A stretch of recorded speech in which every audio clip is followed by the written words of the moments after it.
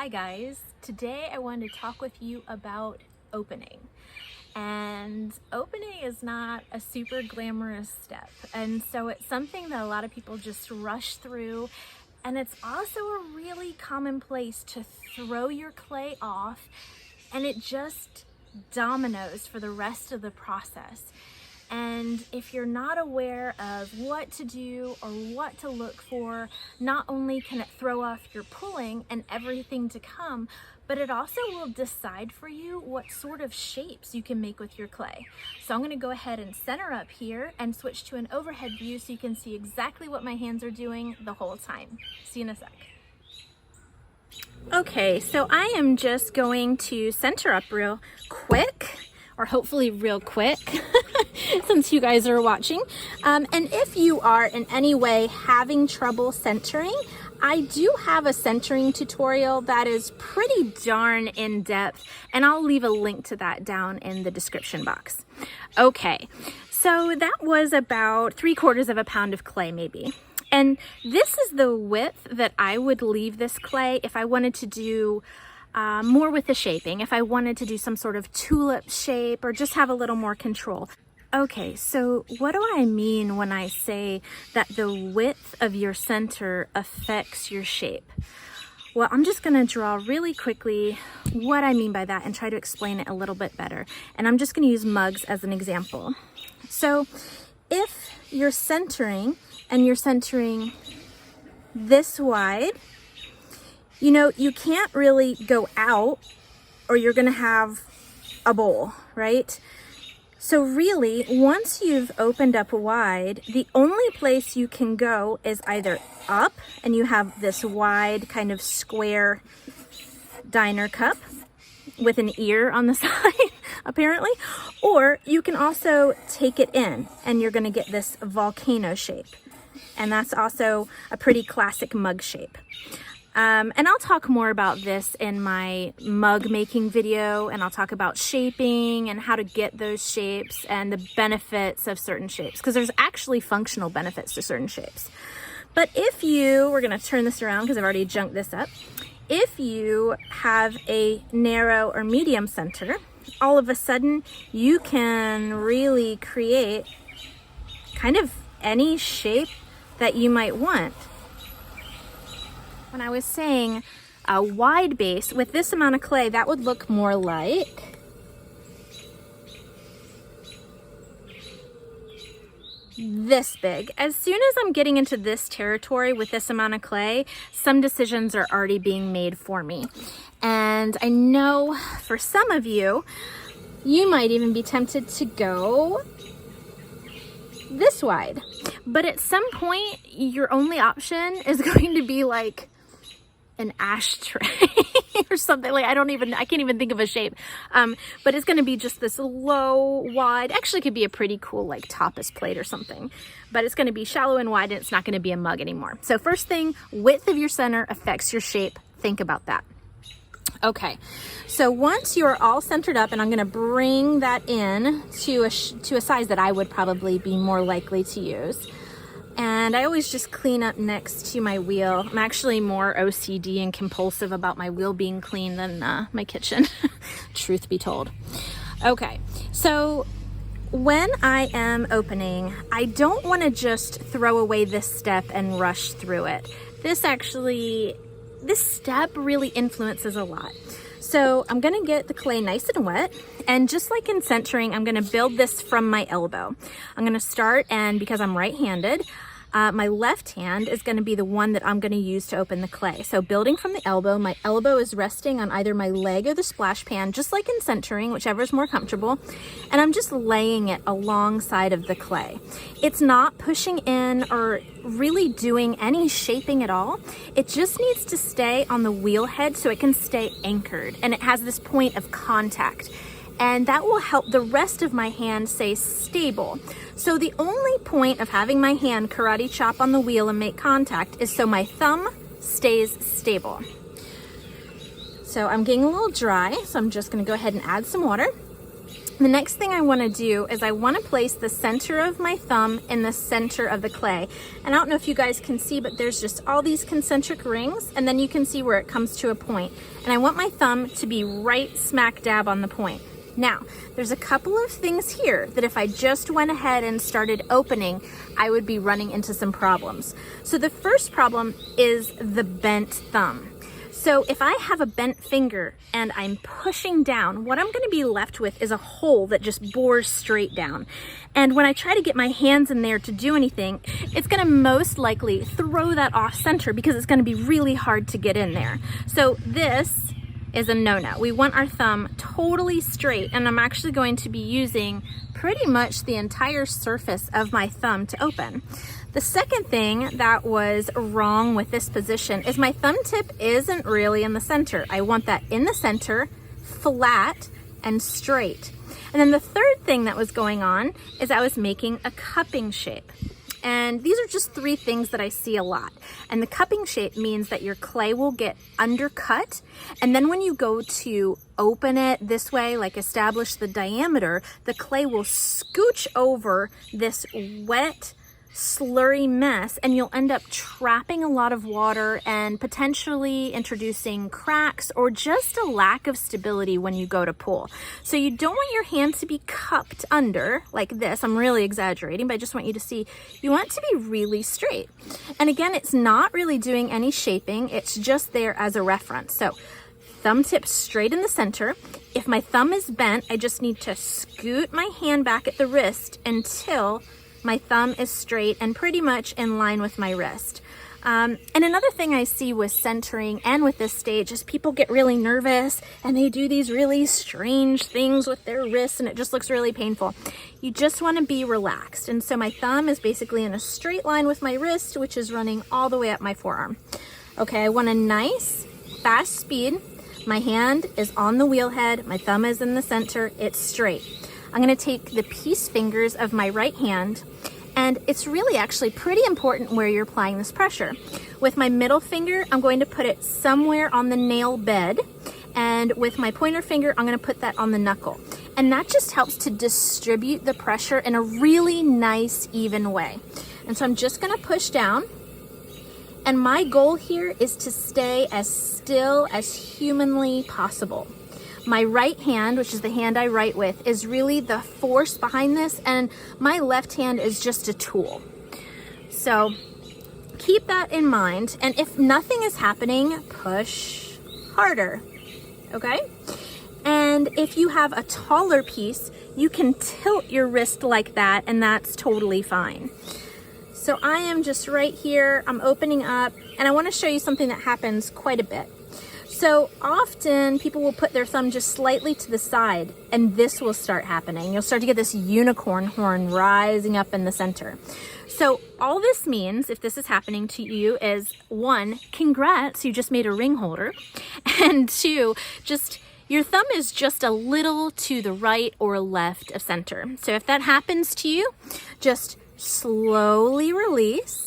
Get your hand in the correct place, and you can actually just push down right on top of that unicorn horn, and it's basically like nothing happened. And I'm going to keep pushing down until I have my desired bottom thickness. And so what is that? And you're going to love the answer because it depends. If I'm making a mug and I'm not flipping it to trim it, I probably want this much. Let's see, I'm so bad at getting this in the camera. I probably want this much of a bottom. If I'm going to trim it and it's a smaller piece, I'm looking more at like this. If I'm making a giant salad bowl or something, I want to leave just a ton of room. So for now, because I'm going to make like a mug shape that doesn't need to be trimmed, I'm looking here.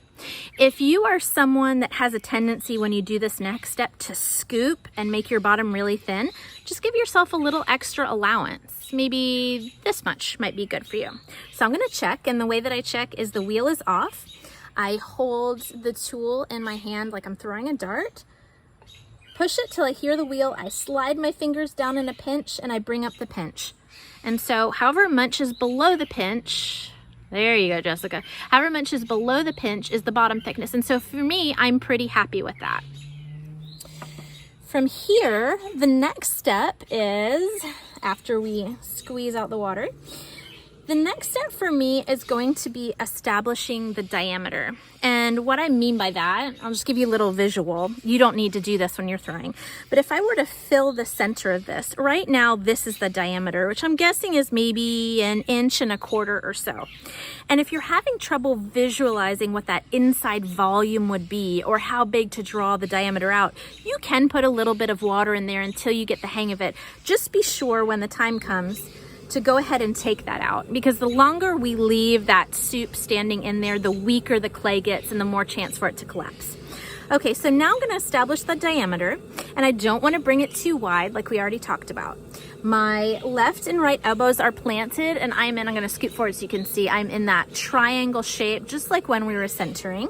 Okay, it doesn't matter if my right is over my left or my left is over my right, whatever feels most comfortable. And no thumbs cutting underneath. Those thumbs need to stay up here. If you cut under, you're going to eventually just come with a ring of clay off in your hands, because you're gonna be like pushing under and pulling out at the same time.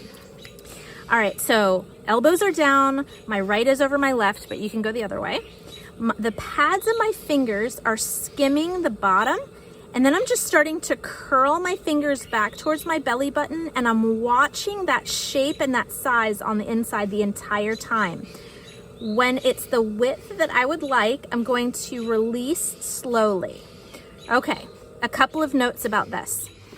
If when you open, you, like me, get these ridges, that's because you are a human with fingers that aren't perfectly flat and square. You probably have a little bit of fingernail or something. That's no big deal. We're gonna fix that in a second. The next thing is, what happens if you start to get dry? Well, if you start to get dry here, the clay is gonna stick to your fingers and it's gonna torque and throw it off center. So if as you're doing this, you're like, uh-oh, it's getting dry, just stop where you are and release slowly. You can get your fingers wet again and just pick up wherever you were. You know, you don't have to complete the whole movement. Oh gosh, that bee is back. You don't have to complete, can you guys see that? You don't have to complete the whole movement in one go if you need to break it up into a couple of littler steps.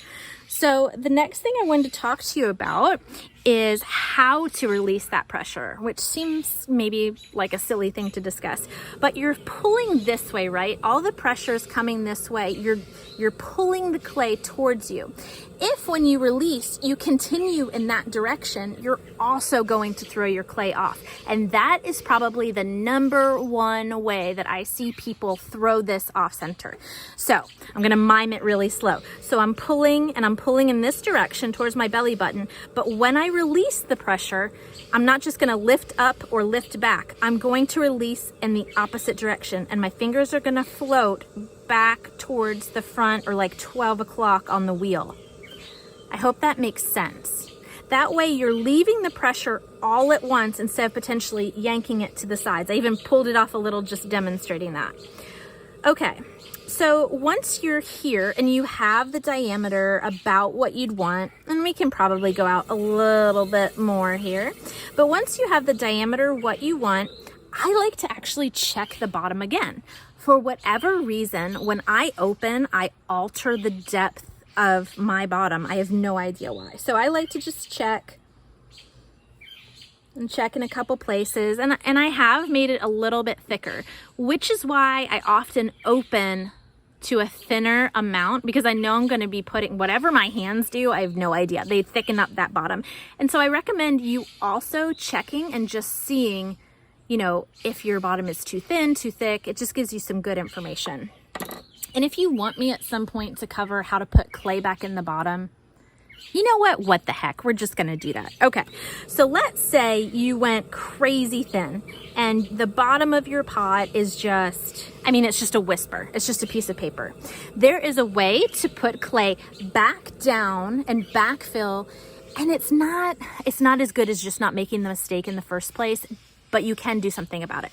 So the first thing you want to make sure of is that you don't have any slurry or wet clay. If you push new clay on top of that, it's just not going to be happy about it. So you want that to be nice and dry. The next thing you want to do is, I normally take my pointer finger, and everything I do, I don't know if you're noticing this, but I try to be stable and just have one thing moving and have the rest of my body bracing that one tiny movement. So my wheel's going at maybe a medium clip. I'm choosing how much clay I want to introduce to the bottom, and I'm starting to push down. And I don't know if you can see this, but I'm taking this ring of clay and I'm just pushing it down. And as I'm coming to the bottom, I'm sweeping towards the center. So towards the bottom, sweeping towards the center.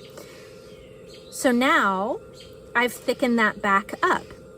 And there are some spirals that's easy to take care of, but that's all you have to do. Push down, follow through to the center, and you'll backfill it. And then again, of course, you'll want to take another measurement and see how thick it is in case you have to thin it back out, and you can just do this same motion. Okay, so now this is actually good because now we have some problems to deal with. The first is, and I was fixing it without describing it, which isn't great, is if you have these ridges, either from your fingers or from backfilling or whatever, I like to take a sponge that's fully wrung out and just press down. And the side that you do this on is kind of important. So I am a righty and I'm going to be pulling on this side and the wheel is going this direction. So I want all my tools when I use them, including my hands, to stay on the right side of center.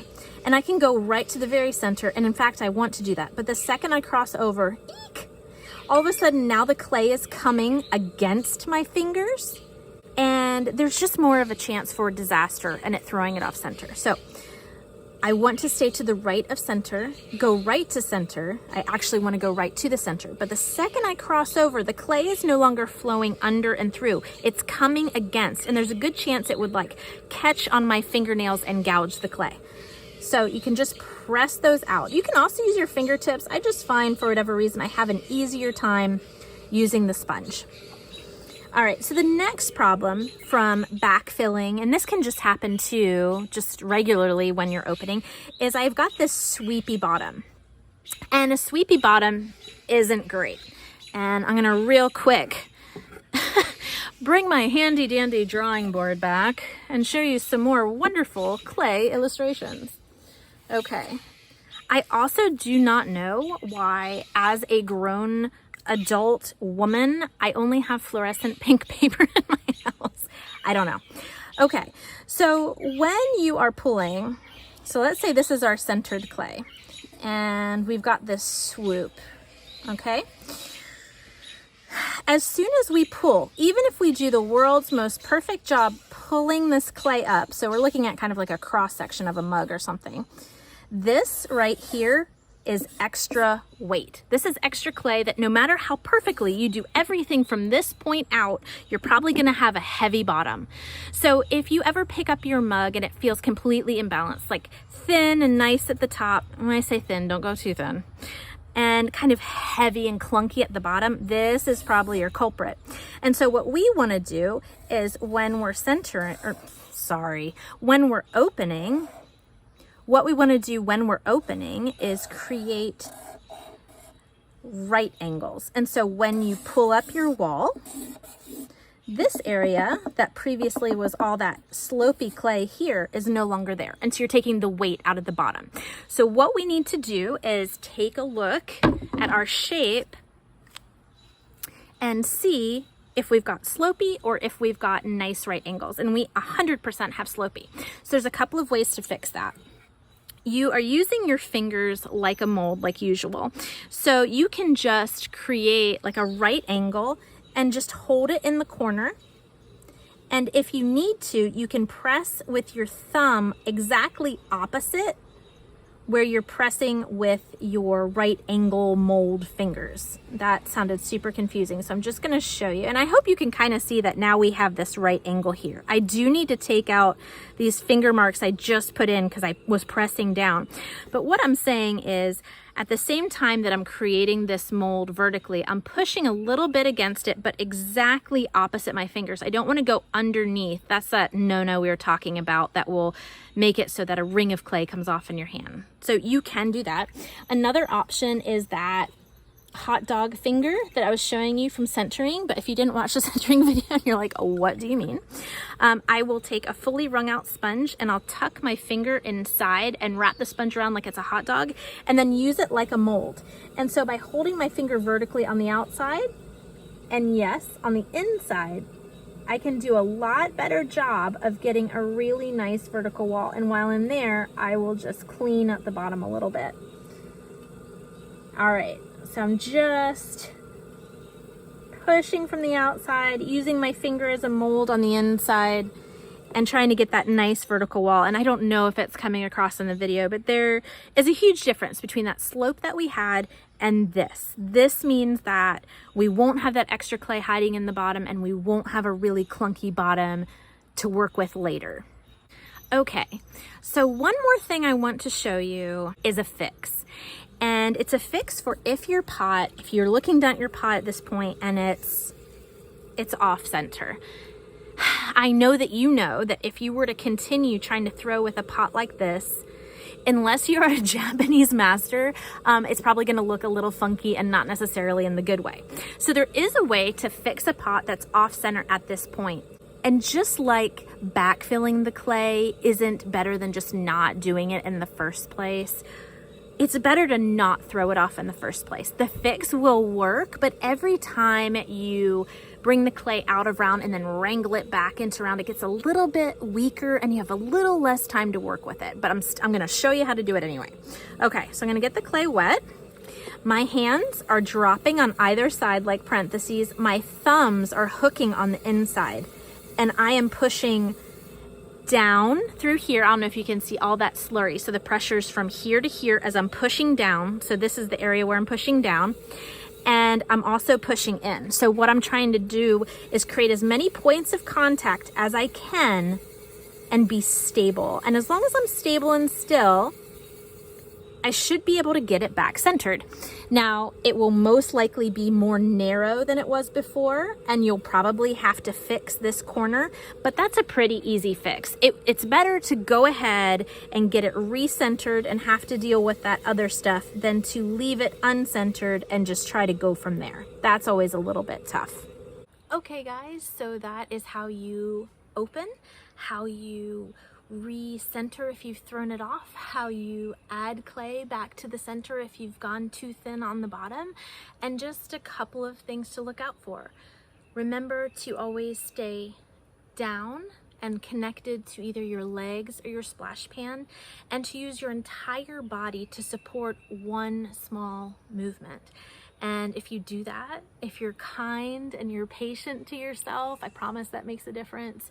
You will have a much better time throwing. So I hope that was helpful. If you have any questions, please let me know and I'll get back to you as soon as I can. And if there's anything else you'd like to see or any problems that you're having, please let me know that too. And I'd love to make a video for you. So thanks for watching and see you next time. Bye.